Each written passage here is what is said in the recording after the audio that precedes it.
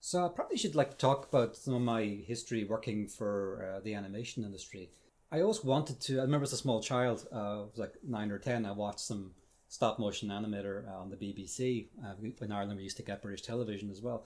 So, and he said that he always wears black shirts because it doesn't reflect light when you're shooting the frames on camera. And I thought that sounds really cool. I want to be an animator, and I was like 8 or 9 or 10 or something like that.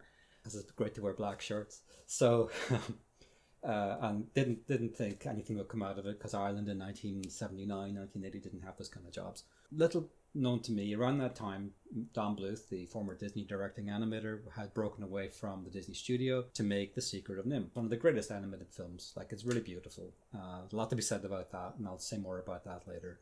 It wasn't a super commercial success, and his studio was kind of always on the brink of going under. Long story short, like, he basically teams up with Steven Spielberg. Spielberg, I think, gets to see Bluth through his work through The Secret of NIMH. Probably saw it on VHS and thought, these guys are great. Who the hell are they? And they begin collaborating, and they work on American Tail. The American Tail is mostly animated in Los Angeles in a studio at West Olive, but a lot of the follow-on work, cleanup work, and between assistant animation work, cell painting, is done in Dublin. They finally settle in a studio near the Phoenix Park in Dublin at Cunningham Road, and that they do American Tail, finish that project there, and Land Before Time is mostly done then in the Cunningham Road studio, with the West Olive studio also supporting some of the animation process as well. American Tail won an Oscar for the Best Original Song. It's very successful. And around this time, the Disney feature animation studio was starting to really go down the toilet. It was their weakest period, I think, The Dark Cauldron or The Black Cauldron, which I rewatched recently, and it really is kind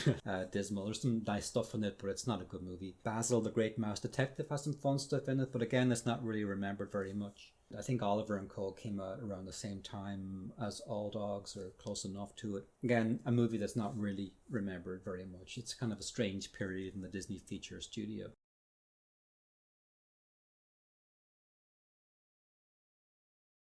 So Don moves to Dublin, and he starts, using Dublin because we'd speak English. There were tax breaks, and reasonably modern country. I mean, not Ireland was 1980s was in a very bad place economically, so we were also working for a lot less than he could have hired if he was working in animation in LA. To give you an example of the pay scale, when I began working in the in-between department, my pay was £90 a week, which at the time would have been about $140 US. And I don't know if that was before or after tax. Tax rates are very high. So after a couple of years, you could get to maybe you're making £250 a week. But it was a long way shy of LA union rates, which would have been $1,000, $1,200, $1,300, $1,400 for the various job scales. So this, honestly, the productions could not have been done had the studio had to pay union scale. That said, it was still caused a lot of bad blood. There's a whole other story about that. Anyway, I left school in 1986, did 1 year of misery in the National College of Art and Design Dublin from 86 to 87, and got booted out of there after a year, which was the best thing that could have happened to me because it was a complete waste of time and money. Worked for my uncle Liam O'Connor, was a very talented graphic artist in his studio in Westland Row near Pearse Station in Dublin. Setting text by hand using Letraset is another story again. Not to be recommended. It's one reason why I have glasses now. We would listen to the radio to fight the boredom because it was very repetitious and dull job. So one day we're listening to the Gay Byrne show or the Pat Kenny show, and on comes this Don Bluth guy talking about his animation studio, and they were just finishing All Dogs Go to Heaven at this point. I think Land Before Time had come out, and they were just finishing All Dogs. My uncle said to me, you should try to apply for a job there. And I said, it sounds like a horrible sweatshop. And he said, it probably is a horrible sweatshop, but you'll get a skill and they'll pay you a hell of a lot more than I can, because he was paying me out of pocket, and it was that nominal amount, £20 a week, £40 a week. Again, mid-1980s Ireland. Anyone nostalgic for that needs their head examined. So I thought, let's do it. So I called the studio, can I do a test? I had no idea what they were going to do. I thought they were going to give me a cell and have me paint it. So I went in and they gave me an in-between test, and there was 4 of us came in that day. Of the 4 people that went in that day, I never saw the other 3 again. So I got offered the job. And I thought, okay. We come in about a week later, came in and, did the tour of the studio and they're walking us around. And then we go to the 5th floor, that's where Don, it was 6 floors, 4 from the street and 2 in the basement. So we went to the head of the in-between department, took us and 2 other people who were starting. And the 3 of us walked around the studio, seeing the floors. So the 5th floor was where Don and Gary were. And they weren't, I don't remember seeing them that day because they could be off doing God knows what. Then we go past this wall where there's something called Rock-a-Doodle. And I said, what the hell is Rock-a-Doodle? Sounds strange. Is it a short film you're working on between movies? Said, no, that's our next feature. And as green behind the ears as I was, I remember thinking, that sounds kind of weird. Like, what kind of an animated film title is Rock-a-Doodle? I think my instinct was kind of right. It was a weird one, all right. Years later, I found out that Walt Disney had considered doing a movie based on the same folktale that Rock-a-Doodle was based on, and thought, nah, it's not right for us. It's not going to work. So I wish maybe Don had listened to Walt. It was like, yeah, there's something off about that story. It's just not going to land with people. Trying to describe what it was like going from no background in film or animation to working in this place, it was like a flying saucer had landed in the middle of Dublin, and all these weird Americans and Canadians stumbled out of it. You end up working with all these people you'd never have crossed paths with again. And I said my year in the National College of Art and Design was a complete waste of time because it was all woolly headed. Like it was basically, to put it bluntly, BS. You're 17, you need concrete skills. You need to know how to hold a pen. If you're drawing like this, or should you draw it like that? Like this will give you more control, but this grip will draw you from the elbow. There's small things like that. Even something as basic as that was not taught. How to block in tone. What are tonal values? Can you work in 2 tones, 3, 4, 5 tones? None of that was taught. There was almost a rebellion of the students toward halfway through the year. And I honestly, looking back, should have just walked out because it was absolute waste of time. In contrast to that, when you work at the Bluth studio, suddenly you're standing behind somebody and they're telling you your drawing is wrong and here's why. This line should be straight, this one should be curved. You get a straight against curve, you get a more interesting shape. Learn about line of action, construction, gesture drawings, all the traditional skills that you would need that would translate into comic books, political cartoons, illustration, and none of this was taught in art school. So it was a godsend for me because those were the hard technical skills that I needed to do what I wanted, to have control over the medium that I was working in. So instead of fumbling my way through like a learning process, it was accelerated. So that said, a lot of it was ad hoc because depending on what animator you were working with, you pick up different things. So there was no like studio class on how to draw. There were bits and pieces. There was the video tip of one animator teaching this principle, or you talk to another one teaching that. You talk to one cleanup artist to tell you their approach, and a different cleanup artist or assistant animator would tell you theirs. I remember the first time I was given a scene to in between. It was okay. So this is the normal, field guide kind of peg holes, a circular peg, rectangular, and this is 12 fields. Now, because it's 12 inches. So the paper that I was working on normally would be 16 field, so it would be this wide. So to try to like put it in scale, it would be closer to actually my Cintiq here. And most scenes are on bottom pegs, so you roll like this. The first scene they gave me to in between, and this was the decision made by, I presume, the Irish lovely lady who ran our in between department. I don't know what they were thinking. Was a pan scene. And it was a crowd scene. So not only was it on top pegs like this, which is harder than bottom pegs, I hate to break it to Richard Williams, it was about this wide. So I'm looking at like a piece of paper that's about from here to there. And I'm having to flip with the backlight on like this and then trace. And after about 2 hours, I'm starting to think of quitting. The assistant animator, he's a funny guy, and so I'm sitting there like this, and then I see the shadow fall over me, and I look up, and he looks down, and he says, "Does this have anything to do with the fact that you are so slow?" And I'm thinking, oh, I'm dead.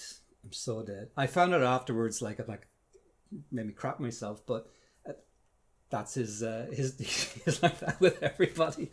There are other stories about him, but there was no malevolence, but it frightened the life out of me. But he must have known, like, this is what the hell? This is not the kind of scene you give to somebody on day one. And if I'd known then what I'm like, why are you giving me this on day one? This is insane. So got that scene finally done. Got a scene that wasn't on top peg, maybe it was on 12 fields, so I could actually flip the paper. And with in betweening, you're not rolling pages 1, 2, 3, 4, 5. You're flipping, so you're going 1, 5.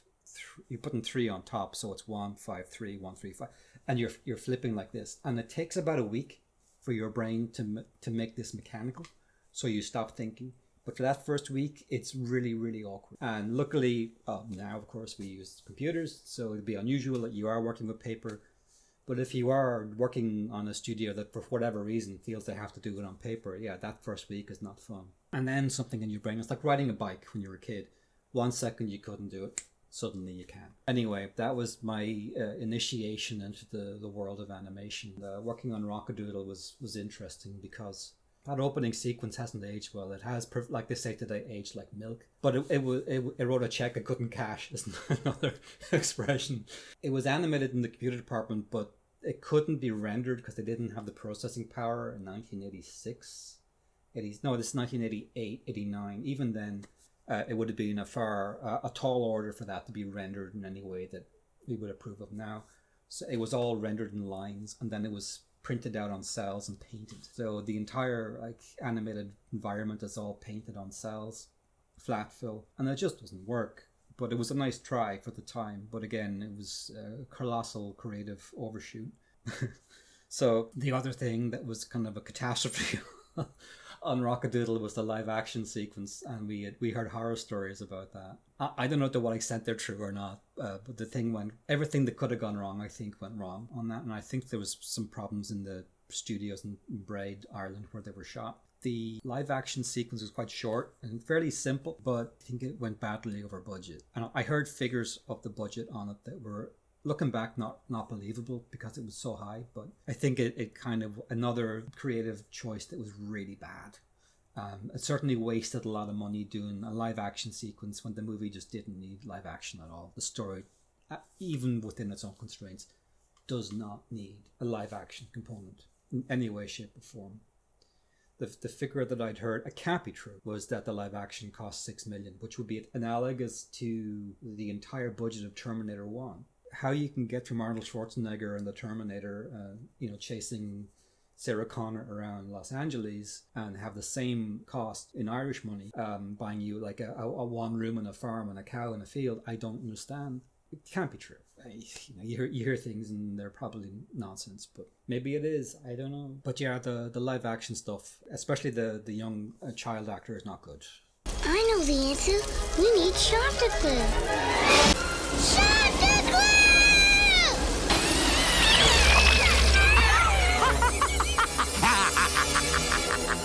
Hi, Edmund. How you doing, son? Fine. What happened to Shanty in the game? Mom, where are they? Now, come on, let's get back. No, Mom. No, they're not. I saw them. I bet they're wondering what happened to me. I want to tell them I'm yes, okay. honey, I'm sure. Bad casting. And we were saddled with that kid. Because when you work on these movies, you're saddled with the voices because you're hearing them all the time. So we were saddled with this unfortunate child for the best part of 2 years. I'm trying to think if there's any other stories about Rock-a-Doodle initially. That's just my entry point into the animation industry, which looking back on it was very strange. It was a strange movie in a strange time. Also very, very grateful that Don had decided to choose Ireland for his low-cost animation studio. Because looking back on my life, like if that studio, and I've spoken to other friends my age too, like one of my best friends, he started there when he was 16 and left school and said, the hell with this. I'm not academic, but I can learn how to do cartoons. He's working on Family Guy now. To this day, he's doing very well out of it. A life that would be unrecognizable had that studio not materialized in that place at that time. So I always wonder, who would I have been if I hadn't done it? Would I have even stayed with cartoons or not? I don't know. But yeah, I'd be somebody else entirely, I think. Looking back on it as well, we're living in a time now where the technology changes so quickly and everyone's freaking out about AI and where's it going to end? Because they clearly would like to remove all humans from the work equation entirely. But looking back on the time that I worked on the Bluth movies, I'm still here, and a lot of my friends are still here, and that was nobody. You can't even buy these anymore. You'd probably have to fish them out on eBay. This is another technical document on exposing the characters, and again, the technical information here is completely obsolete. Unless you're working on film, who is? Even in animation, who's doing this anymore? Nobody. A lot of the technical stuff that I could have killed myself learning would have been only good for 10 years, maybe 11, 12. Not even that, because a lot of the process went completely digital within 4 years of this thing being printed. So the industry has altered beyond recognition since I began. The idea that you could motion between cartoons, potentially, do like so much of the stuff on a computer. The Bluth studio in Dublin was 6 floors on Cunningham Road. To push one, say, even just one scene from storyboard through colour with sound required 6 floors of that entire studio. At some point, that scene would have gone through the hands of 60 or 70 people. And I can do the whole thing on this with this. So I would rather live in the world where I can do what I want with one computer for all the troubles that we're dealing with now. The control that I have. And I can do it all with free software. I don't need to pay Adobe a penny. I can use KRITA. I can use DaVinci Resolve. I can use Blender. You can do the whole thing. So yes, things change, and the evil tech overlords really want to stuff us. And the kind of business drones who always wanted faster, better, cheaper, but pick 2, and better usually goes out the window. We're still here, and I think what will probably happen would be they'll reorganize the deck chairs a bit. But Oscar Wilde wrote a story in the 19th century called The Soul of Man Under Socialism, and he pointed out that whenever capitalism invents a new labor-saving machine, it never uses that labor-saving machine to make us work less. For some reason, we always end up working more, and that's because the capitalist system constantly expands, whether we like it or not.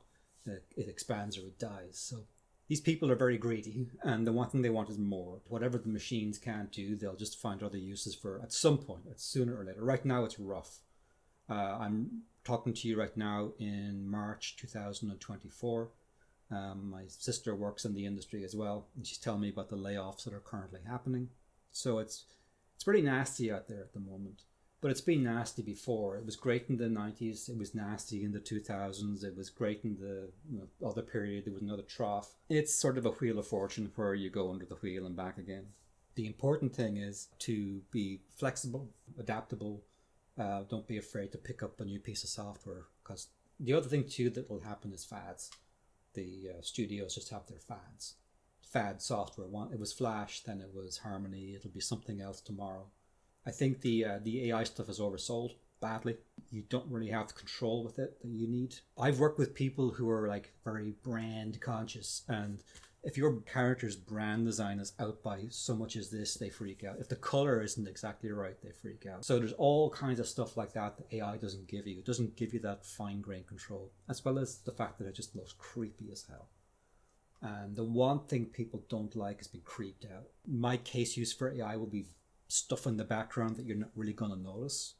That takes out like a lot of the stuff on the wall behind me. Like if I could replace that cracked paint with an AI, yeah, no big deal. That's not going to bother you. But I'm not putting it over my face. This is all natural. I'll probably talk some more about particular events or stories. And I'll put more of that behind the Patreon because, just in case. I'm going to be hanging out on YouTube if I'm telling stories about people. Nothing libelous or anything. I just would rather not have it sloughing around the Google data mine. Anyway, that's my memories of working for Bluth. Yeah, okay. Sounds good. I don't have a sponsor, so if you want to support my work and help it to continue, you can subscribe to my Patreon. I'm making new animation projects week by week and providing animation assets that can be downloaded and used.